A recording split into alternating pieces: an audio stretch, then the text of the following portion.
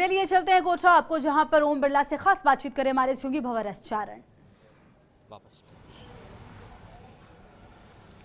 Lok Sabha speaker Om Birla गृहनगर कोटा के दौरे पर हैं और बिरला जी आज ही अच्छी खबर मिली है, मुकुंदरा टाइगर रिजर्व में जो इको सेंसिटिव जोन है वो 10 किलोमीटर से सिमट कर अब 1 किलोमीटर की परिधि में रह गया है।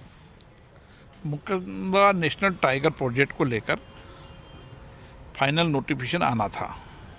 राज्य सरकार केंद्र सरकार ने कई विषयों पर चर्चा की, जनता से इसके सुझाव मांगे और पब्लिक हियरिंग में ये बात आई कि इसको 10 किलोमीटर से 1 किलोमीटर किया जाए, क्योंकि 10 किलोमीटर अगर इको सेंसिटिव जोन को करते हैं तो हमारी कई सारी गतिविधियाँ, आर्थिक गतिविधियाँ, इंडस्ट्रियल गतिविधियाँ, अन्य कई गतिविधियाँ रुक जाती थी। इसलिए केंद्र सरकार का भी ये मानना था कि इको सेंसिटिव जोन को 1 किलोमीटर की परिधि में रखा जाए। इसका फाइनल नोटिफिकेशन जारी हो गया है। इसके फाइनल नोटिफिकेशन जारी होने के साथ ही हमारा जो माइंस इलाका है, जो माइंस इलाके के कारण जो खाने बंद पड़ी थी, कई मजदूर बेरोजगार थे, उनके रोजगार के रास्ते खुल जाएंगे। इसके साथ हम टूरिस्ट के जहाँ जहाँ भी मुकुंदरा नेशनल पार्क है वहाँ टूरिस्ट के लिए क्या क्या हब बनाए जा सकते हैं उसके लिए हो जाएंगे। तो इसके साथ साथ एक इंडस्ट्रियल गतिविधियाँ शुरू होगी, इसके साथ साथ पर्यटन की गतिविधियाँ शुरू होगी, इसके साथ एजुकेशन की गतिविधियाँ शुरू होगी। हजारों खदानें बंद पड़ी फिर से शुरू होगी, लेकिन बिरला साहब भी ऐसे वक्त में नोटिफिकेशन आया है जब मुकुंदरा टाइगर रिजर्व खुद ही चुनौतियों से जूझ रहा है, बाघ मर रहे हैं, बहुत से बाघ और शावक मिसिंग हो रहे हैं। मुकुंदरा नेशनल टाइगर प्रोजेक्ट के लिए हमने दिल्ली के अंदर फॉरेस्ट डिपार्टमेंट और एनटीसी के साथ बैठकर एक उच्च स्तरीय वार्ता की है।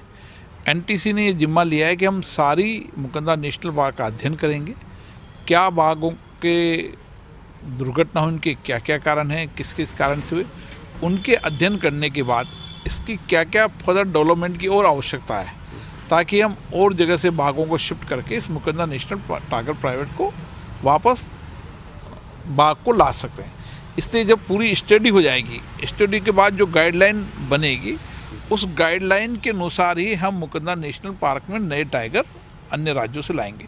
मेरी समझ में कई बार अधिकारियों से चर्चा हुई है, वन मंत्री जी से भी चर्चा हुई है और राज्य की सरकारों से भी चर्चा हुई है। कई राज्य सरकारों ने सहमति दी है, अगर केंद्र सरकार हमसे नए टाइगर की मांग करेगा तो निश्चित रूप से मिलेंगे। लेकिन इसके पहले मुकुंदरा नेशनल टाइगर प्रोजेक्ट की पूरी स्टडी हो, ताकि अब कभी जब बाघ आए तब ऐसी दुर्घटना हो, इसके लिए इंश्योर करने के लिए एनटीसी ने एक उच्च स्तरीय पूरी की पूरी सर्वे कर रहे हैं और इसकी जांच कर रहे हैं। तो बिरला जी ये माना जाए कि लोकसभा स्पीकर जो कोटा से सांसद भी हैं उनकी प्राथमिकता में है मुकुंदरा टाइगर रिजर्व और यहाँ बाघों का आबाद करना।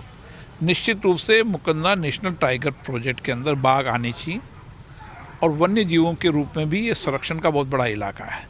कोटा एक ऐसा है जहाँ पर हम एक तरफ वन सफारी करा सकते हैं, एक तरफ जल सफारी करा सकते हैं, और हम पर्यटन की दृष्टि से वन सफारी के लिए मुकुंदरा नेशनल पार्क को डेवलप करेंगे और जल सफारी के लिए हमने शुरू कर दिया है कि किस तरीके से हम यहाँ क्रूज चलाएं, ताकि क्रूज के माध्यम से लोग बाग हमारे चंबल जो एक प्रमुख नदी है उसके अंदर क्रूज को जल सफारी करें और जल सफारी के साथ साथ उस जंगल सफारी की भी जेटी बनाकर वह मुकुंदरा नेशनल टाइगर प्रोजेक्ट के अंदर चले जाएँ। इसका पूरा प्लान तैयार है। राज्य सरकार से आग्रह किया है कि वह सारी कार्य योजनाओं का प्लान बनाए, जो भी केंद्र की आवश्यकता है उस आवश्यकता को समयबद्ध तरीके से पूरा किया जाएगा। चलिए, लोकसभा स्पीकर ओम बिरला जो कि कोटा से सांसद भी है कह रहे हैं कि मुकुंदरा टाइगर रिजर्व प्राथमिकताओं में शामिल है। न सिर्फ चंबल में क्रूज चलेगी बल्कि रिजर्व एक बार फिर से बाघों के बसेरे से आबाद भी होगा। कैमरामैन रामेश्वर कुशवाहा के साथ भंवर एस चारण, फर्स्ट इंडिया न्यूज़, कोटा। तो मेरे साथ इस बुलेटिन में इतना ही।